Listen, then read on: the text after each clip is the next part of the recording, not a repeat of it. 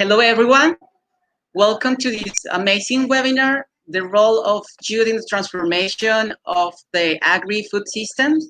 Today, in the name of YPAR and YPAR Latin American and Caribbean, it's a pleasure be here with you to have interesting discussion about how youth work and is involved in the transformation and in the rural development. So today we have an amazing panel with different youth leaders from different organizations, and we're going to have a great discussion. So we invite you to write your questions in the chat if you have, and welcome.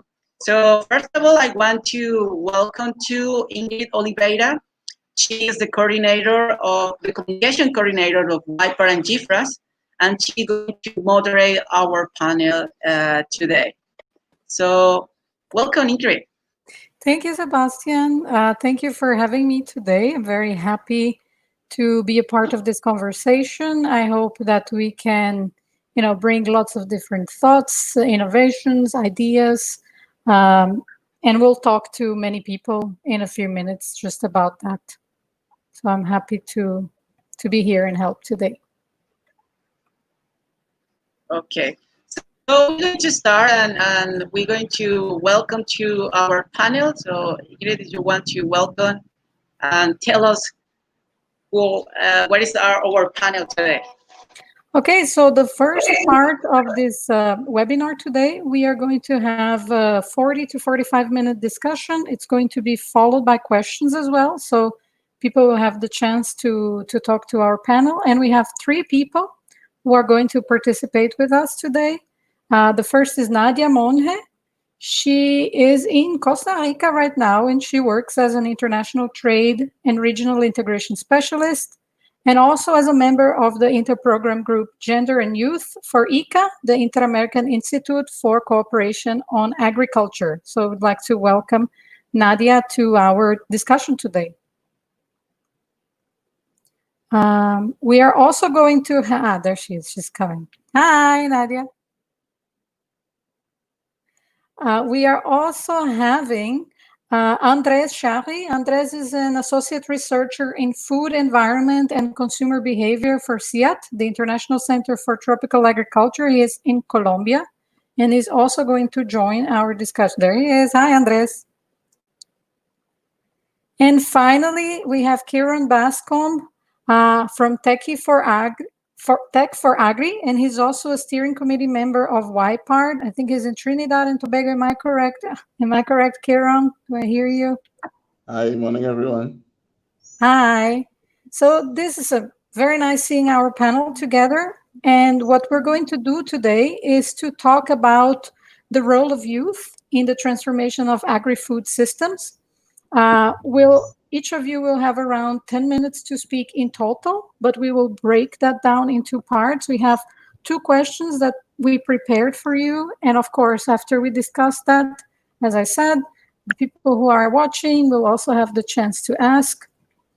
What we want to talk about is that, for a long time already, we hear that, agri-food systems, they're constantly changing. Countries go through development process, diets are more global, trade, investments are more liberal, technology becomes, an everyday part of so many fields, and that also changes how food systems are.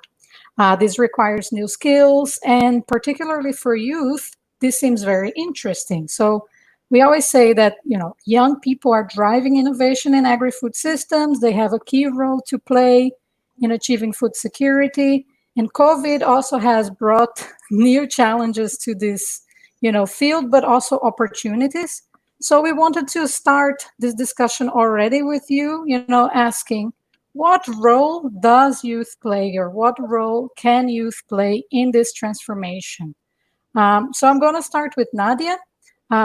Maybe she can talk a little bit about IICA and how does, IICA contribute to youth? How does IICA collaborate with youth and is involved in the work that you do?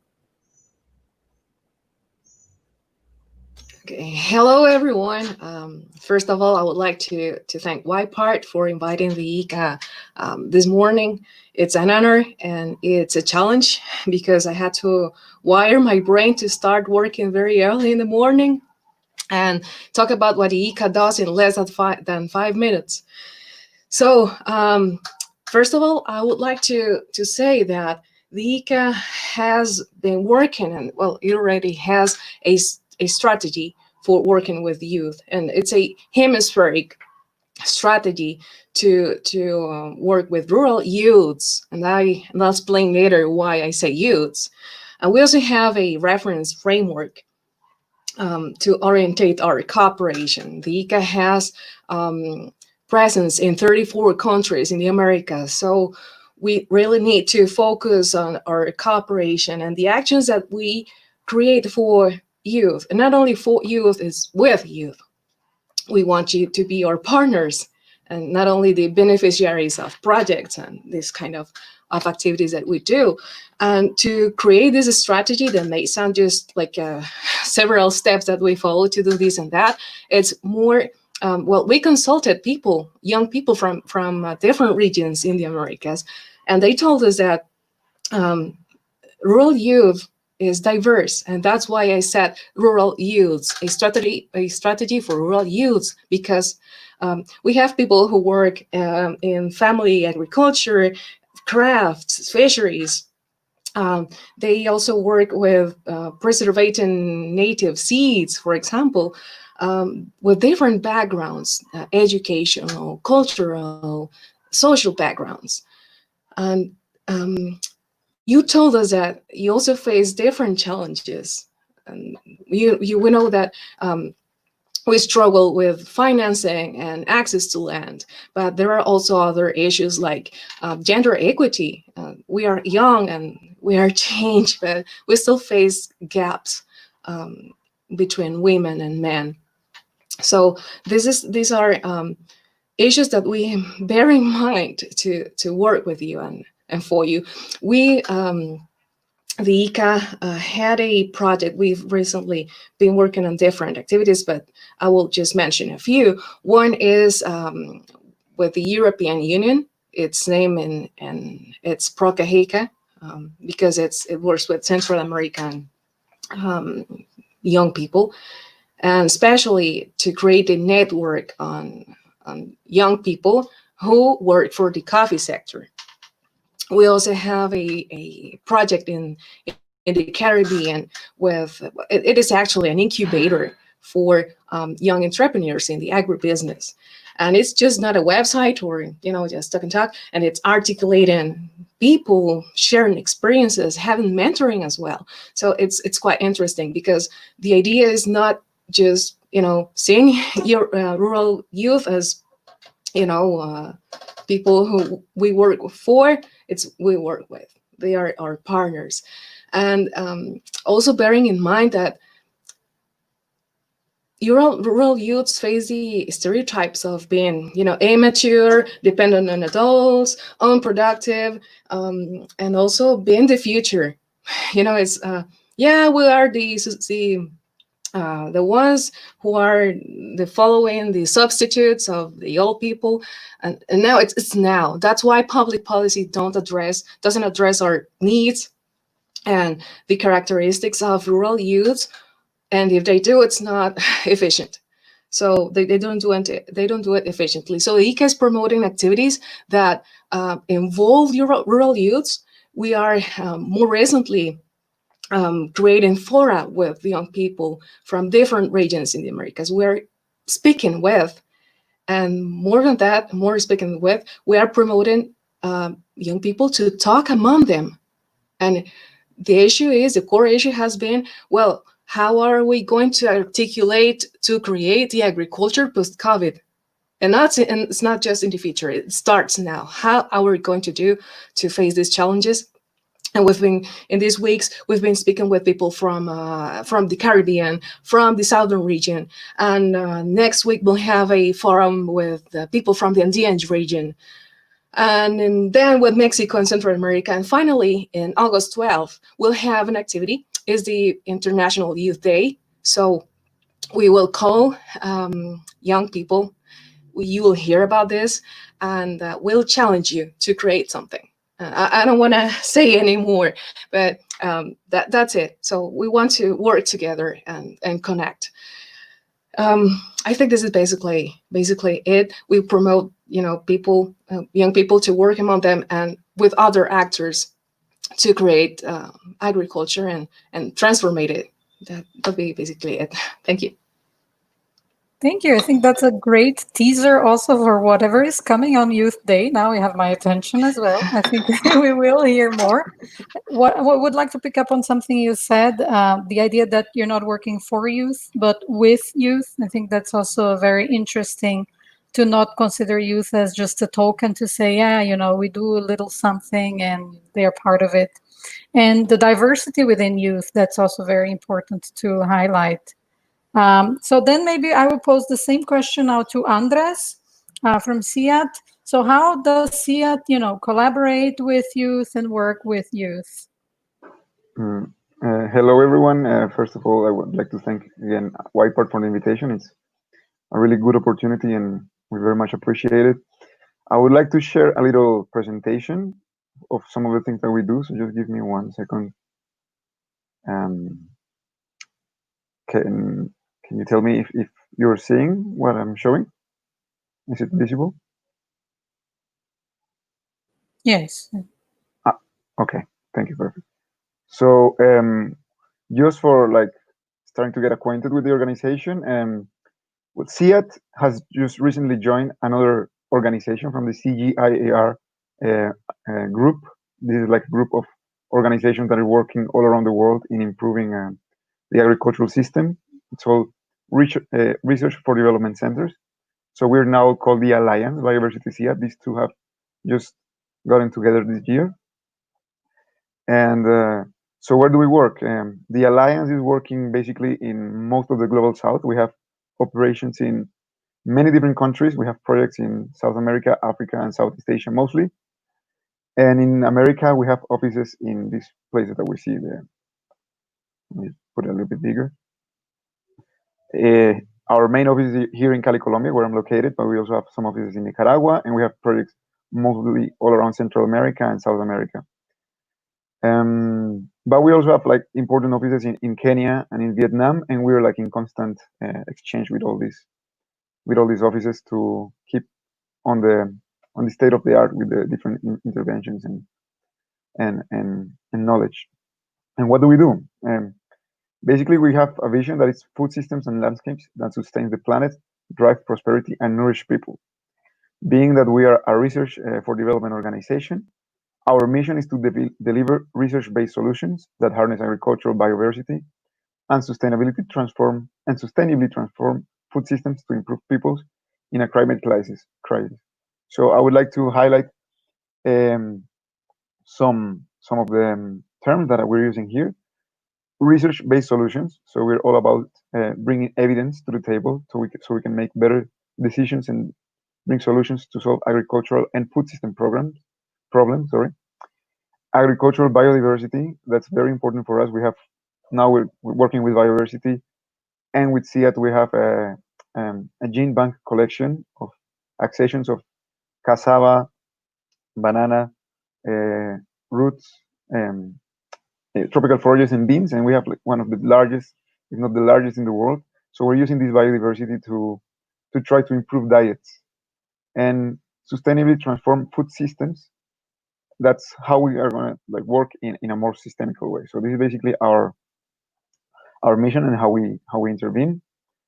And I will tell you in a minute how is youth involved in all of this. But first, I would like to show you what are our main objectives. It's people consuming diverse and nutritious and safe food. So we have a huge and strong component on nutrition, diversity, and food safety. We also have a component on participating from inclusive, innovative, and diversified agri-food markets. So it's all about working with linking farmers to markets and how these interactions happen in the different systems where we're working. Sustainably manage farms, forests, and landscapes.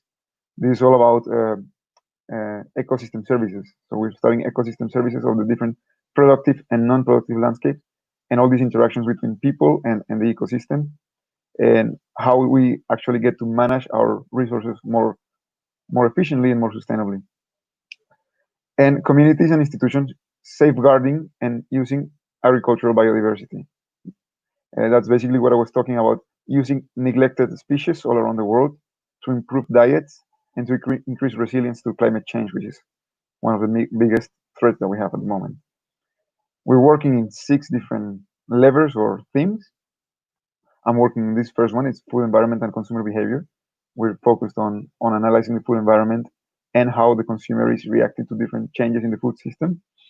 Multifunctional landscapes. This is working mostly on the ecosystem services that I told you, like measurements of value of ecosystem services and how to better use them. Climate action. Here we're working a lot with technology, big data, and climate predictions to make better decisions on climate and using long-term and short-term predictions.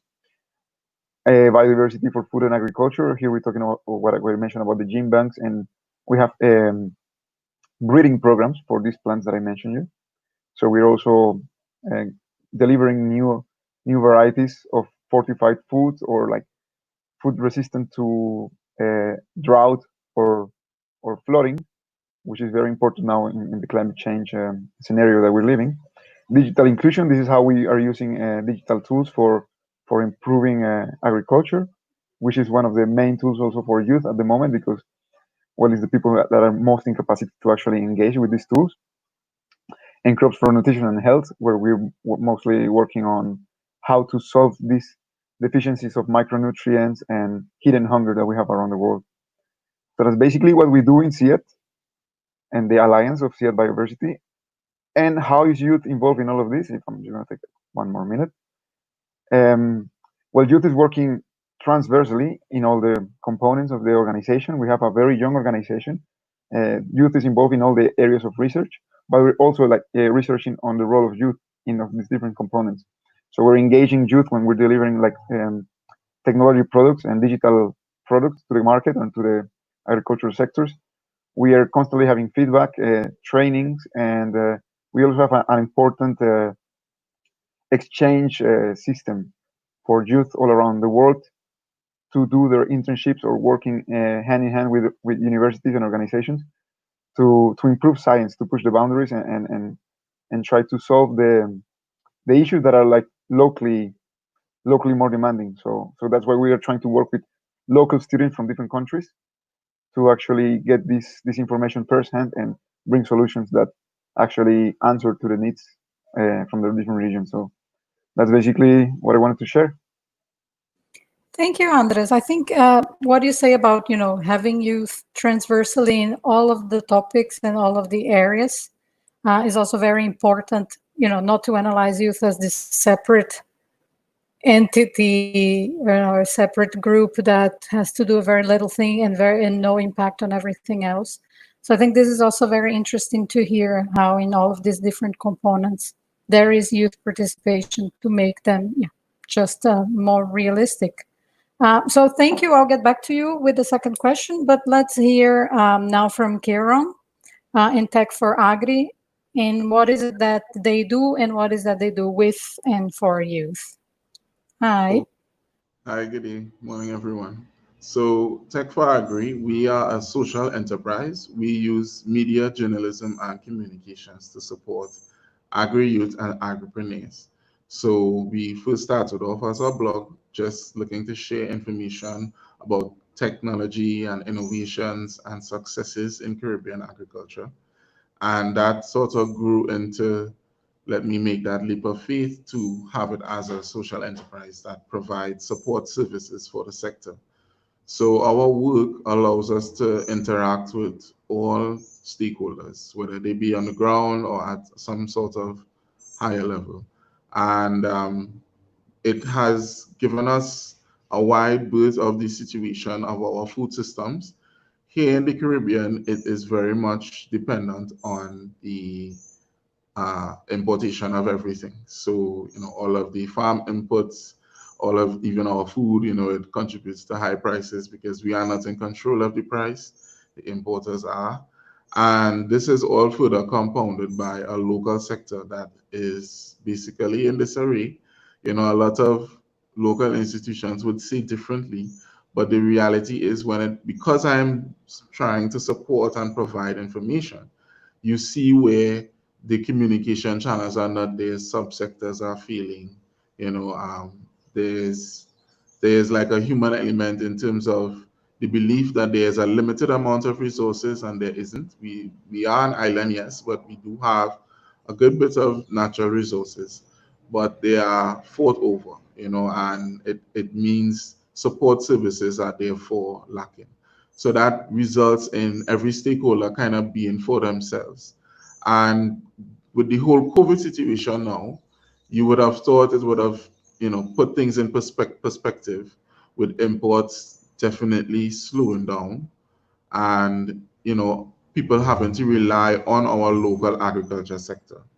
So there were more opportunities than ever for providing food, most importantly, and this is where a lot of young persons filtered in.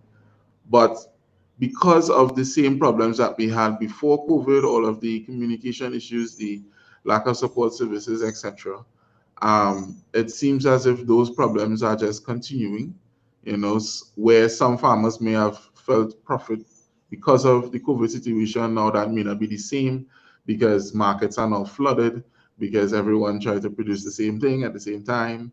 That's a simple communication problem. If there was a facility available through the various institutions to make things happen, then that wouldn't happen. Now there are there are marketing and policy institutions and whatnot, but it just goes to show, are they working?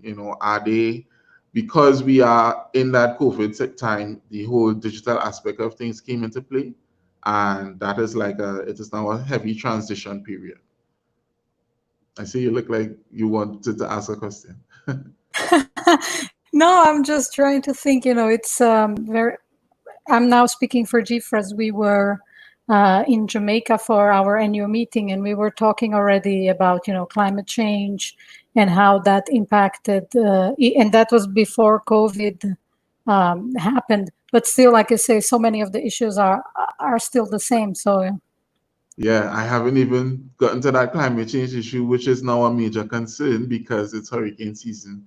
And we are on a watch, Trinidad is on a watch for the first time. If that doesn't say something, because our country, where we are the last in the island chain.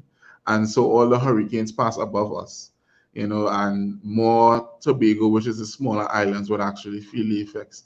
We do feel the effects here, and it does affect the sector, but people are now concerned it's going to get worse. So here we are with all these problems, and to solve them, we would turn to technology to speed up processes and make things happen. But it's something that is not so prevalent. It's affecting all forms of society in terms of being able to function, which was an issue beforehand anyway. If especially for young persons trying to get into agriculture in any way, form, or fashion, the ease of business was also a serious problem before COVID and after COVID. And all of these things are affecting how young people are able to actually be a part of the food sector. So it's unfortunately, it is kind of the same. We are forgotten.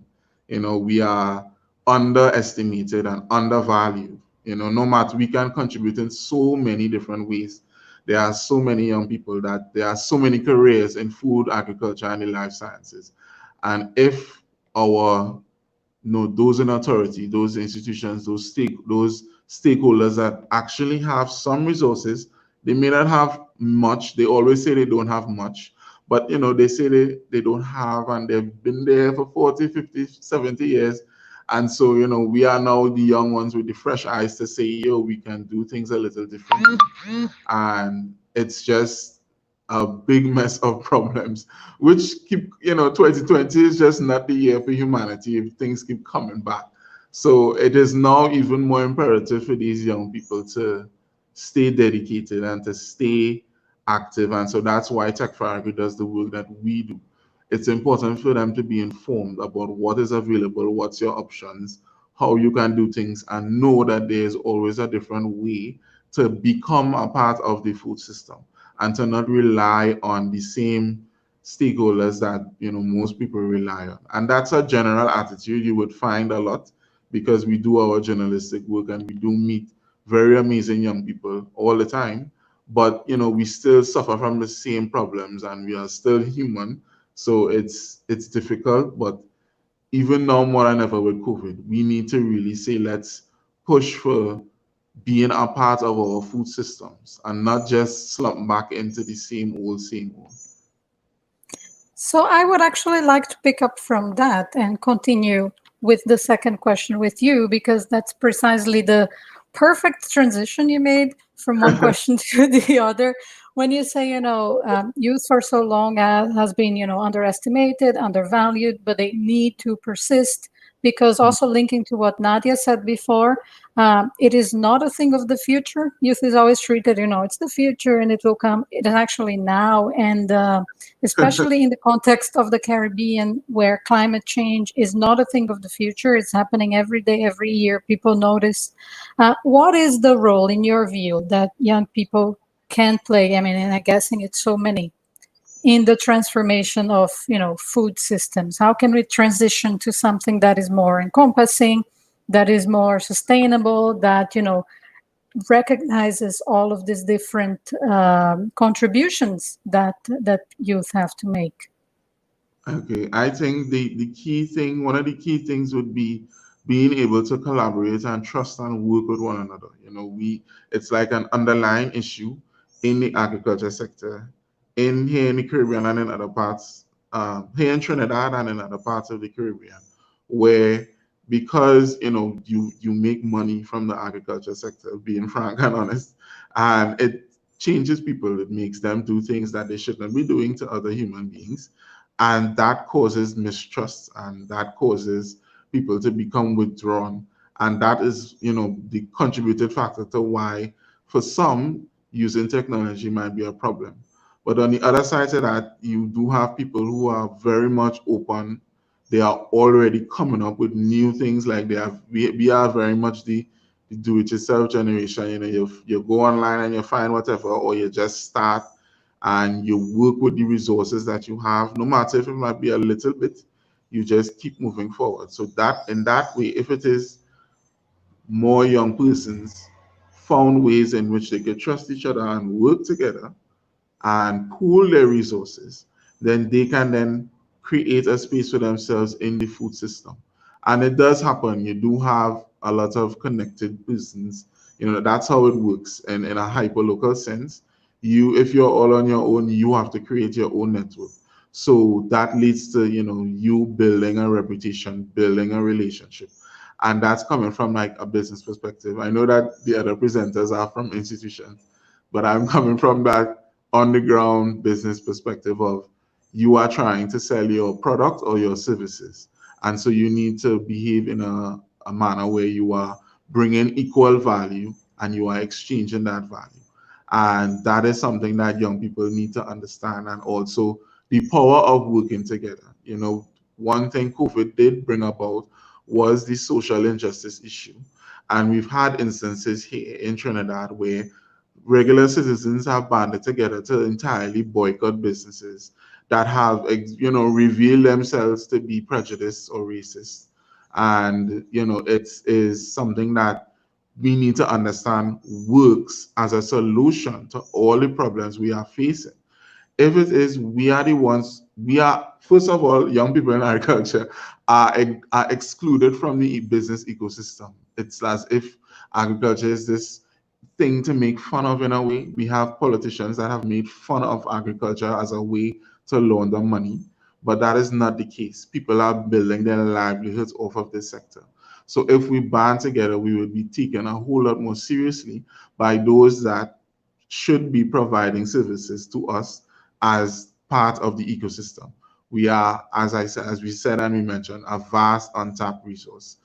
Pooling our resources means greater services to get the cogs moving in a business ecosystem. And at this point in time, you are now seeing where things are moving in a direction where you have no choice but to engage with customers through technology. And that sort of means you can sort of downplay or put off the prejudice that you would have gotten in person in terms of accessing the services you need to be a part of the food system. because we can't, let's say our food system cannot much rely on too many jobs or people providing jobs, because it's just, the system just does not work. We have all these other issues, these structural issues. So a lot of young persons just simply go into business, whether it be farming or some type of other agri or food business or service type business like Tech for Agri. And it then becomes you have to build your business ecosystem and figure it out yourself. And I am saying we should work together more to solve these problems. And it's happening. It's happening. You are seeing people making that change to digital, making use of the little tools that we have to get business going, so that everyone can have a livelihood out of this sector, because that is what it can provide. It's food. We need it every day and forever. And I see it as a as a cycle. I mean, you need human resources to make the food, make sure the food goes all along the value chain. So it's like, if it's one thing humans will do, and I know I've said this before, we'll eat and we'll procreate, we'll always be making babies. So like, one resource feeds into the other, we just have to make it happen. Oop, I nearly had an accident. But yeah, that was me kind of finishing up there. Okay, no, this is great. I think this idea of, not being afraid of collaboration. Collaboration does not necessarily mean competition or destructive of the market. Is actually a way that you can thrive as well. The power in numbers, and this idea that, opportunity won't be given. Clearly, we've seen that if we let the system just run as business as usual, the risk is that youth would remain at the margin. And creating your own opportunities, coming together, collaborating, trusting, like what you say, is also a very powerful way of forcing that change. You have to force change to happen sometimes, not be afraid of it. Yeah. So let's pull Andres. Yeah, sorry, no, go ahead. I was just saying, exactly. That's It's easier said than done. true. So let's pull Andres into the conversation and see what he has to say about, what is the role in your view? What is the role of young people in the transformation of food system? How do we force the change? Well, it's I'm gonna pick up a little bit on what Karen said about working together, because definitely it's a matter of joining the different interests. Of course, there are gonna be like different also motivations for doing some certain actions, but we would definitely have things in common. And I think basically for youth, we have to be also, as Nadia was saying, taking into account not only the rural youths, but in general all the youths.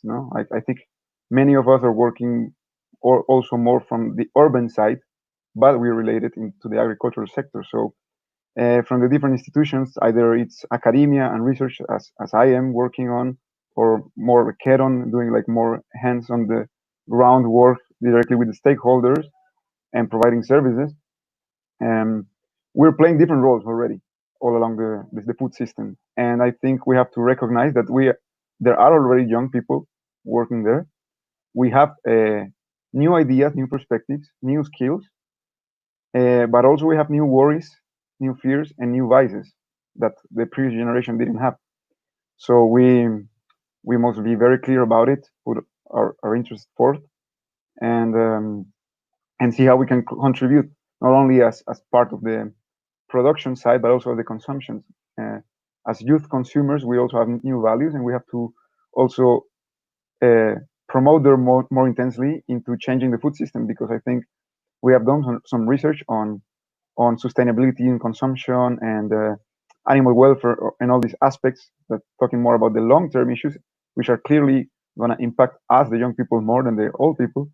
So we do seem to be more concerned about it, and I think it's our work to also put them more into the agenda. As you said, Ingrid, it's not going to happen on its own, and also youth will have to be engaged in politics. We have structural problems. I think all around Latin America, there are barriers for these progressive ideas to take place into the regulations and the institutions that we're promoting. So we have to keep on pressing peacefully and friendly. That's my perspective, but but strongly and consistently, and try to to put what is our interest, which is sustainability, which I think we have a tendency to want more fairness, more equality, and I think those are principles that are very much in the flag of the youth at the moment, and will be very beneficial, I would say, like for the whole food system and in general for people. So yeah, we have roles all around, from consumption, from production, and we're gonna get old also. So I think the new generation is gonna make the same comments about us. So I think it's our turn to recognize that and enjoy our time, a little moment that we have, the little window. Yeah, no, this is great. It's also linking to how you presented, the work from CIAT in this more transversal way. It's the same here, as you're saying. The role of youth is very transversal, and what I actually appreciate is this thought that youth is a little bit of a hybrid. There's not a clear-cut division between rural and urban.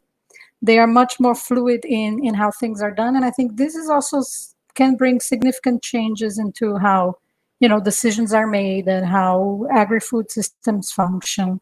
And this idea, forcing the decisions to be held, the discussions to be held. For that, youth has to be at the table, participate in events, work on advocacy as well. I think that's something that YPART at least is always trying to promote. We have to be part of the discussions, because if we do not bring these topics, no one else might, or they might just do that, in a very simplistic way to tick an item. Yeah, completely. No, So yeah, that's we have to push there. Yeah. So that's it. So finally, Nadia, we're back with you, and we're also asking you the same question. And in your view, what is the role of young people in the transformation of food systems?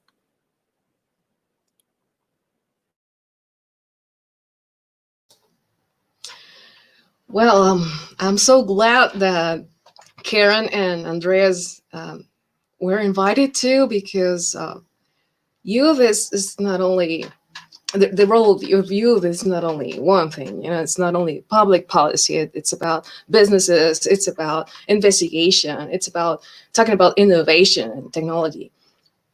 Last week, the IICA works with ministries of agriculture in the Americas. Mainly, they are the ones who tell us the solutions we should provide, and youth is one of the main concerns that the ministries have now. So this is why we're opening this space of dialogue and action. We want a call to action, indeed. And IICA, we've been seeing from different areas how youth could transform the agricultural systems. One is from the bioeconomy. We are thinking about how to use subproducts, how to use different materials in different areas. For example, in wellness and healthcare. So there's people who use subproducts from coffee to, heal for mask faces and, body scrubbing, different issues, honey. And this also is related to climate change and what we need on sustainability. It's, all these areas we work on are linked. And you see these generations are more concerned about environment. And I'm glad that Andres mentioned that we need to participate in public spaces, because we need the resources. We need, as Karen said as well, we need the conditions to do that. Okay, if you want us to work and you like us to work on different processes of the economy and close the cycle, okay, we need to have that support, and not only having that created from somewhere else. We need to participate and take a space in public policy and making decisions. Last week, we spoke with a female young leader from Paraguay, and she said that as women, as young persons, we need to participate in making decisions, not having more participation, not only that, but making decisions. And that is important, that stuff. And that's what we're working on. We see opportunities in businesses as well.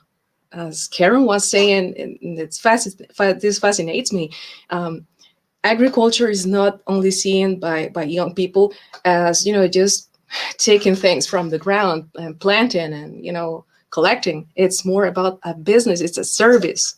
And it includes aspects of sustainability and production and social issues as well. We are taking care of gender equity, we're taking care of social equity, promoting traditions on the field. We were speaking with people from Mexico, Guatemala, Peru, and they care about these issues. Tradition, our native seeds or native resources, producing with that, with processes that take care of the environment and people as well. Take care of labor. It may be expensive. We need, access to financing, to credits, to training.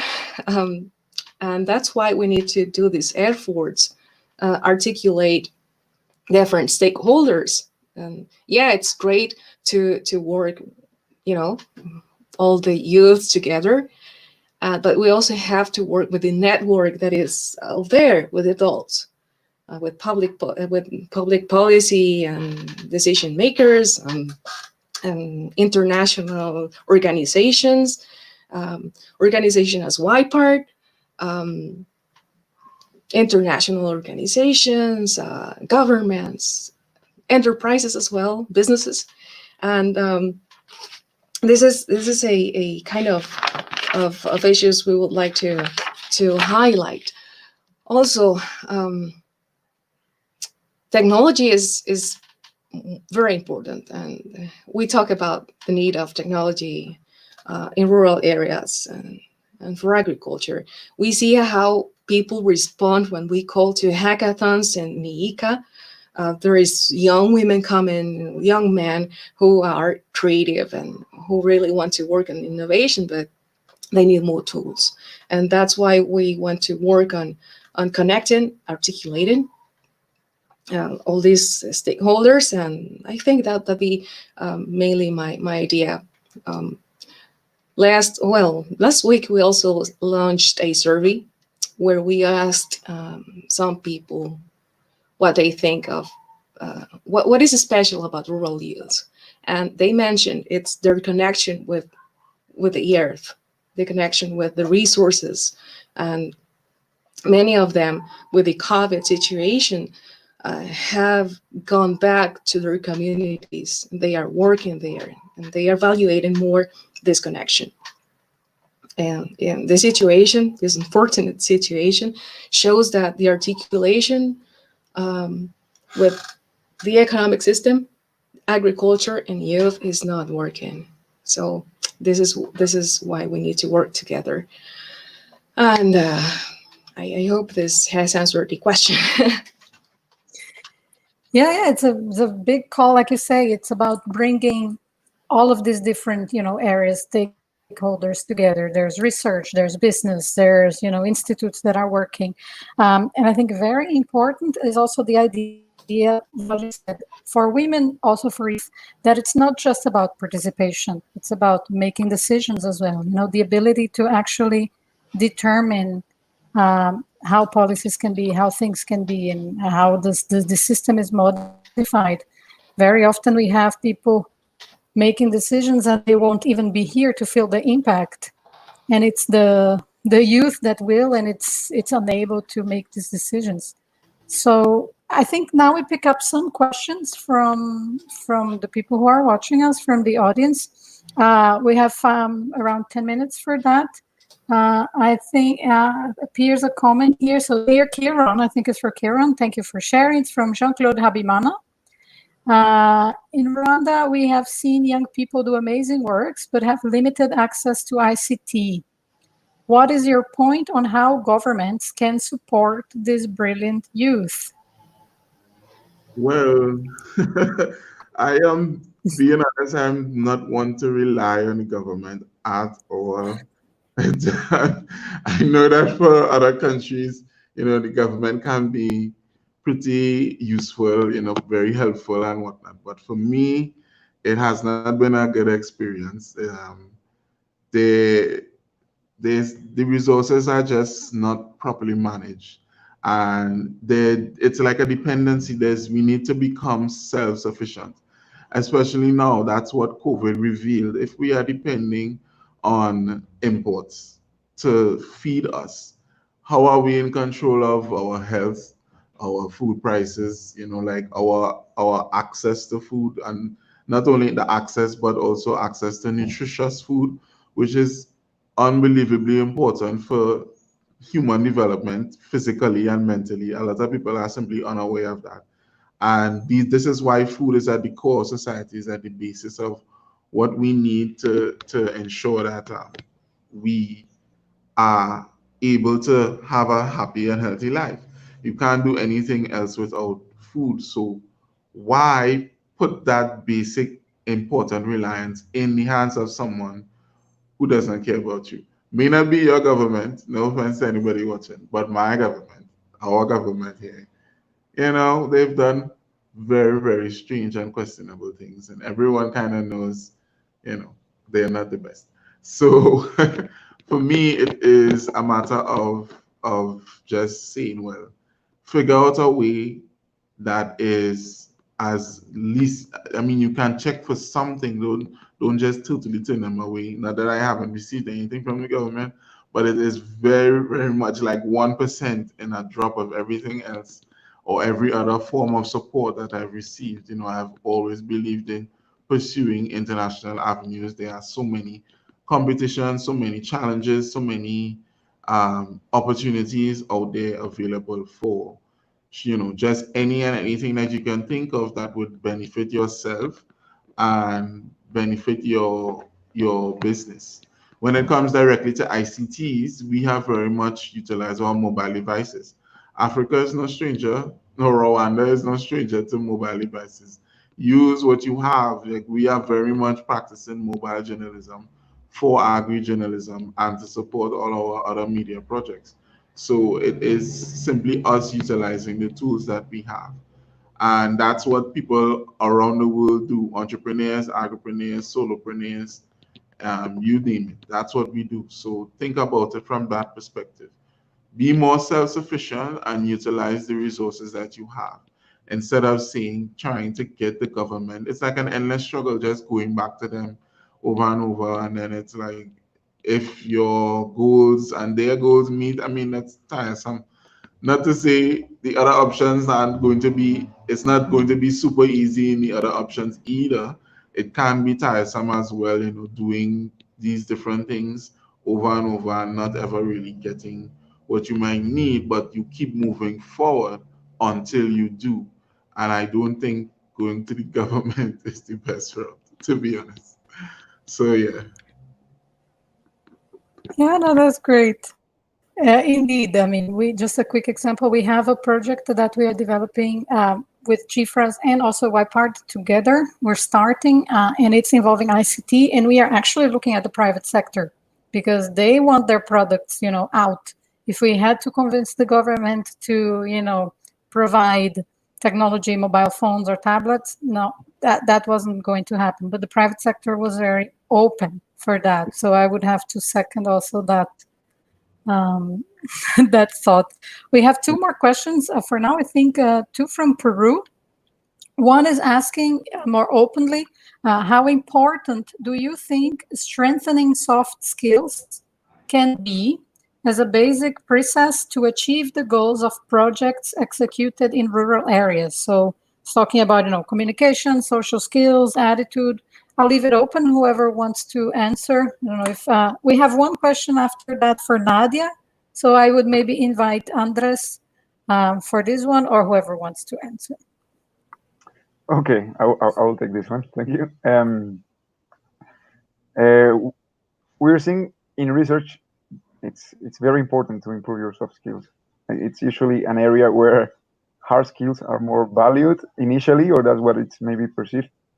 but then it's getting clearly that it's actually through these soft skills that we can actually increase the collaboration that Karen is emphasizing. So we're talking about empathy. We're talking about understanding what the other person is working on and what they're feeling, what are the difficulties, what their desires, and that is all done through interaction. That's the only way to actually get to know the other people, and sometimes maybe digital tools have helped us to increase interaction, but it has also changed the way and the shape of our interactions. And in that sense, especially with rural youth and rural elder people also, we're creating like a greater barrier, no? Like there's like a bigger social distance in terms of the way that we interact, even like physical contact and all this stuff.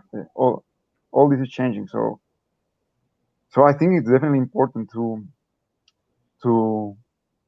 include this in any pensum or any, since from school, to increase these opportunities of interaction guided by some rules of social living, proper social living, and that will organically, I will think, grow and will allow us to contribute more in different aspects.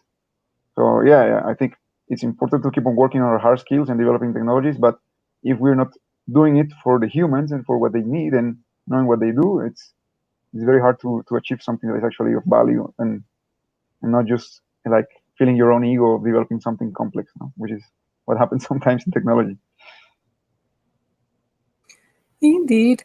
Yeah, like I say, I mean, the technology can bring us together, but it can also pull us apart. And I think just creating these spaces where, you know, people can develop these soft skills as well across generation is perhaps also a way to ensure that, you know, projects in rural areas also bridging this divide can flourish. And then we have a question here for Nadia specifically. And it says, I would like to know if you know what activities or projects focused on rural youth the ICA representation in Peru is doing.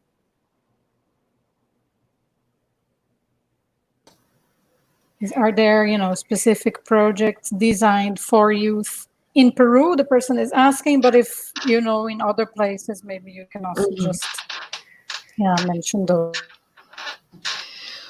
Well, we work on 34 countries, so sometimes it's quite difficult to, having the map of what everyone is specifically doing. Peru is a very strategic representation, I would say, because they work with subjects that are youth related in agriculture, innovation, working on biodiversity products, that could include youth. Also, we can talk about different topics that are being worked on the southern region. We are discussing about technology and innovation for family agriculture in specific in the southern region, Uruguay, Chile, Argentina, what young people think about and what they need to bring innovation and technology to rural areas in those countries. To the person who is asking this question, I could provide more info if you maybe send me your email. I could even talk to my colleagues in Peru, so you can know more about what we are working on in Peru. We are also having this fora to discuss. We don't stop. On July the 30th, there will be a forum specifically for the Andean region, so you can know more about that, and you can even participate in your questions. We will have Peru, Bolivia, people from Venezuela, from Ecuador as well. So Colombia, you can join us. You're more than invited. We would like to have you there. And on August the 12th, I'd like to advertise. So we hope you can join us there. The event of 30th, what is that? Tuesday, I guess. No, it's actually Thursday. next Thursday it's in Spanish. It's only in Spanish, but on the 12th we will have interpretation to Spanish and English, so you can join us. We hope this helps. Okay, great. So I would like to, we are very much on time. I would like to thank everyone for, respecting, keeping it, and still being able to, express, different experiences that you have from the different walks of life in agriculture that you also come from. We would really like to, thank you all. And the webinar will also be online. So I'm sure if people want to, talk to you later, ask questions, there will be ways to reach you. I would pass it forward now to Sebastian. We have the program that we will continue with, and I think he will introduce what is coming next, or who is coming next. Thank you so much to Ingrid and to our amazing panelists. I think it was an amazing discussion, and it was very useful to know different perspectives, from academia, from youth leaders, and from different research centers about rural youth. I think it's very important. Even in some of the countries here in Latin America, in last time, different movements and networks are working very hard, and some of them are celebrating and promoting today the Rural Youth Day. So in some of these countries, today is Rural Youth. So I think this is the perfect opportunity to have these discussions with different panelists like today. So now I'm going to introduce an amazing youth leader from Jamaica. She is Janelle Thompson. She is the country representative from Jamaica, and she's going to tell us a little bit about one important call that we are promoting here in Latin America from White Bar. And she's also going to tell us about their amazing experience, because she's also an activist, environment activist, and I want to thank you and welcome to Janelle. Janelle, welcome. Good morning, everyone. And thank you so much to the panelists who came before. I learned so much. I was having some connectivity issues, but I really wanted to ensure that I was able to come on and hear from the different persons who would have been presenting today. So thank you so much for those presentations. And based on a lot of what we see happening, we actually want to have more young people engaged, more young people involved in YPARD. And as a result, we currently have a call for country representatives in Latin America and the Caribbean. So I do have a quick presentation that I am going to show. And I'm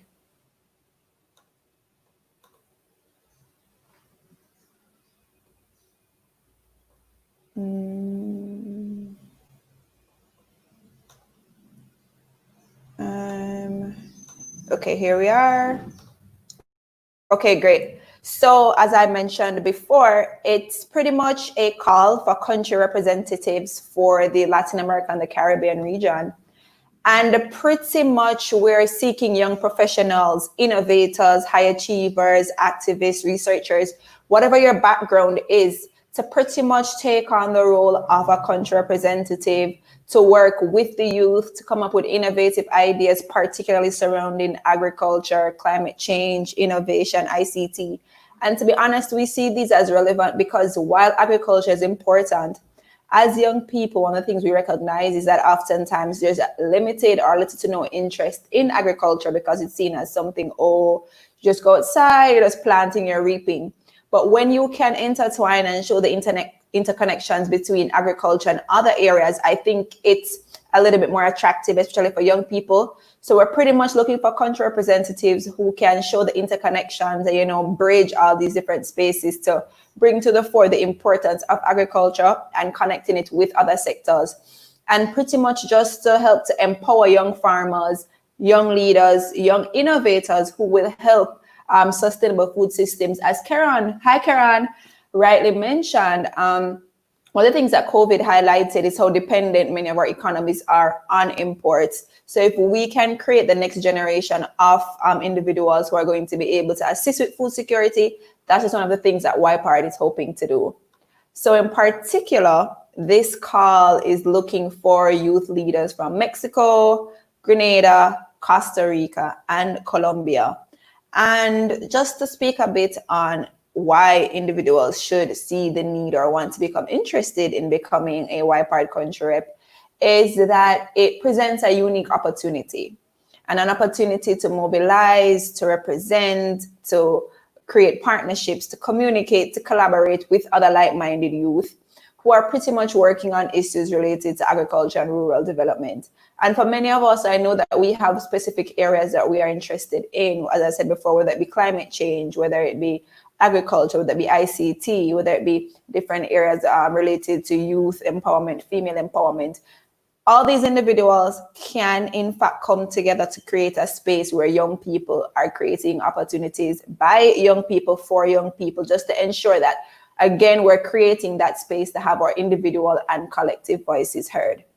And just to speak a bit more on that, so as a country rep, there are a lot of opportunities that will present themselves. So you get to participate in conferences and courses, exchange programs locally, regionally, and abroad. You get to interact and to exchange experiences, not only with other YPART members, but other persons who you will come in contact with as a result of your participation in these different spaces. And again, you get to contribute to agricultural development, not just in your individual countries, but in the region as a whole. So you also get to lead initiatives that enable you to work with young people and to kind of help to change the perception or the negative perceptions that many young people might have about agriculture. We can help to reach their full potential, particularly where agriculture is concerned. And you also get to create that opportunity for young people to represent their communities, to represent the older farmers or the more mature farmers in their community. And it also helps to kind of build your current experience, which is going to be critical in the future in the world of work.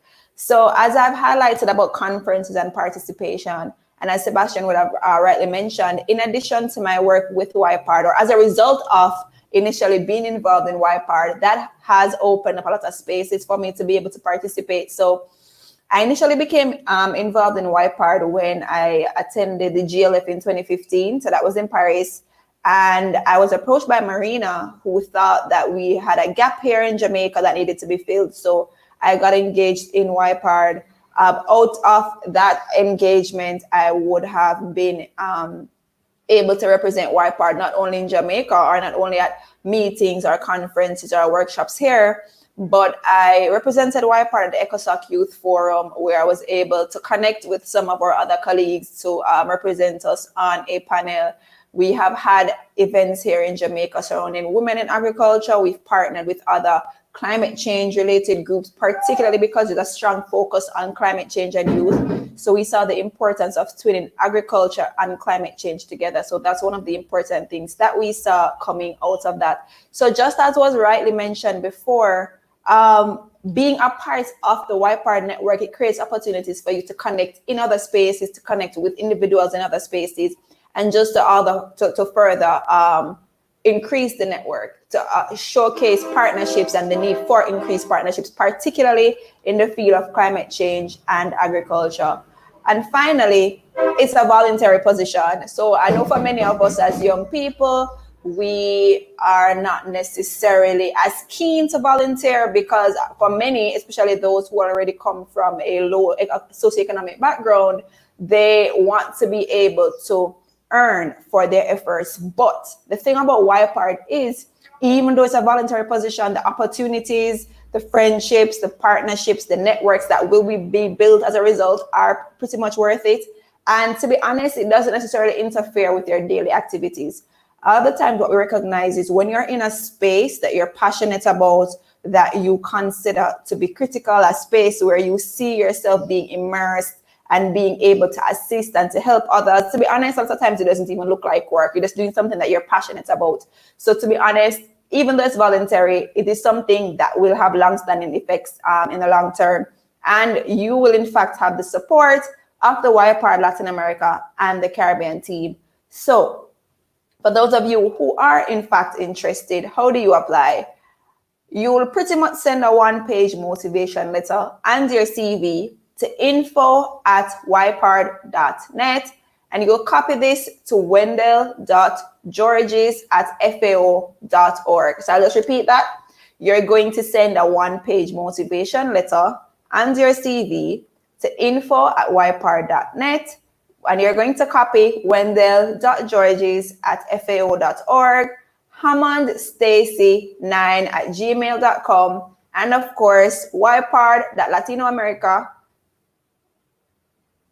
YEL-Caribe@gmail.com, and the subject YPARD LAC region. We're going to copy this in the chat, of course, so that individuals will be able to see, and we're going to post it as well on our page, on the YPARD Twitter page, on the YPARD Facebook page, so that individuals who are interested will be able, and there's actually a flyer with the information that details all of this, and we'll be ensuring that we post these all across social media. So in case you don't get it here, you'll be able to tap into it otherwise. So an important thing to note is that the deadline for the application is the 13th of August.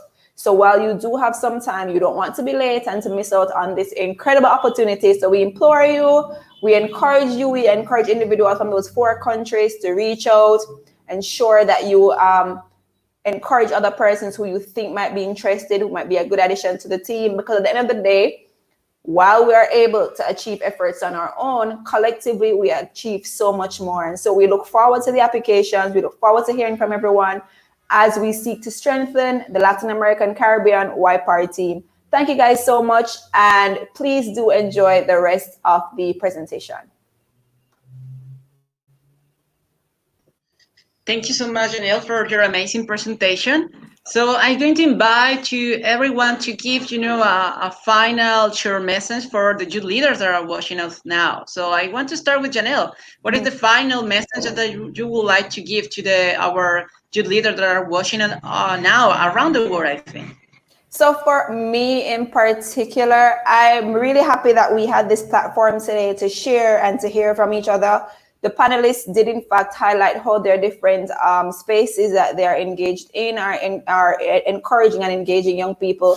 And I'd just like to say, for those of you who are engaged in the space, who want to further become engaged in the space, agriculture is the way forward. Food security is the way forward, especially when we can connect it with other areas, just climate change, the empowerment of women, the empowerment of youth. So I encourage you to continue your efforts where there are opportunities for collaboration and cohesion with other persons. I encourage you to team up, reach out for funding. All these other individuals who you see as useful partners, reach out and just continue your efforts, because at the end of the day, if not us, then who? Thank you guys so much.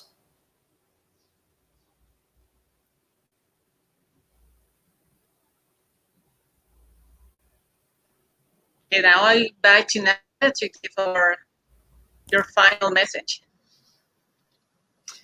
That's a tough one, but I'll make it. What I would like to say is that just highlight that we are not just the future, we are now.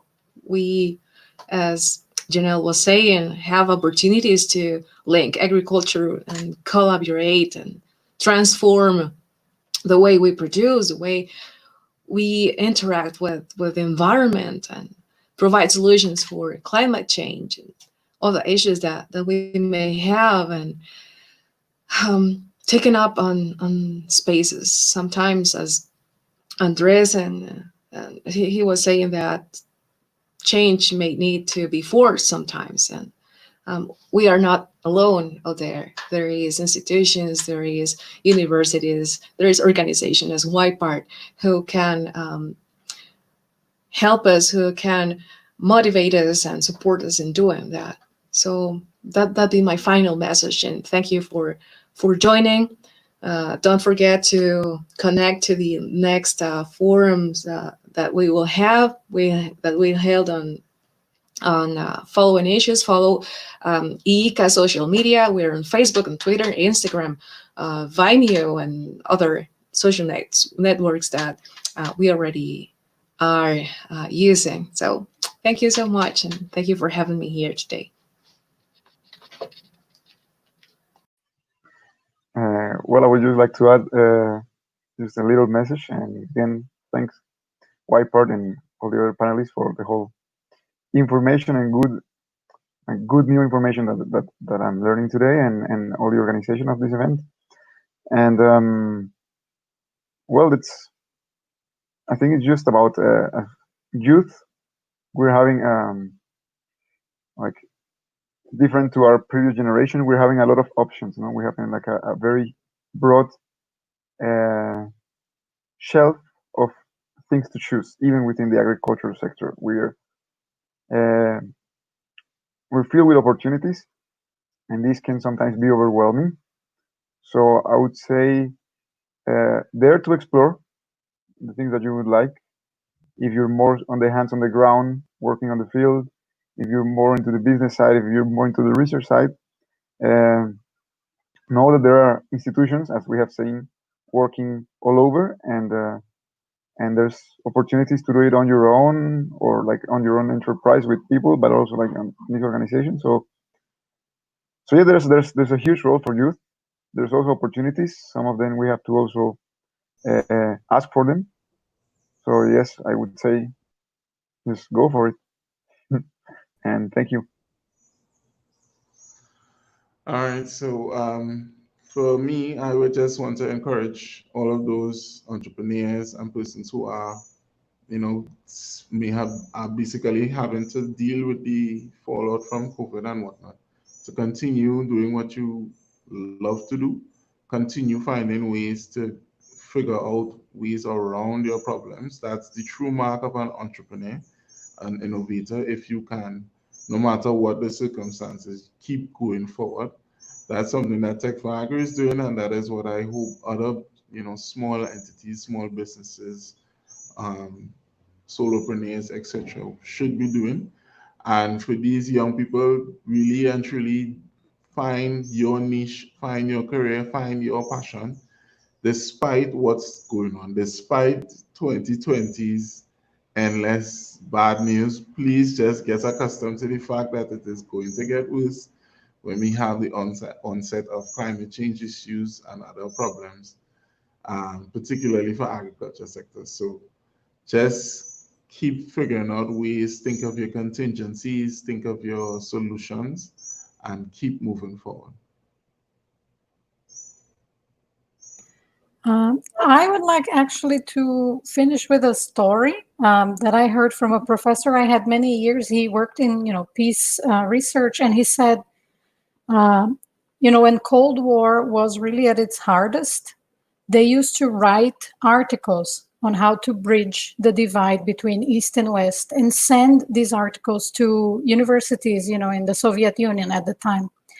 And they never got an answer. And they kept doing it for many, many years because they thought that it was important.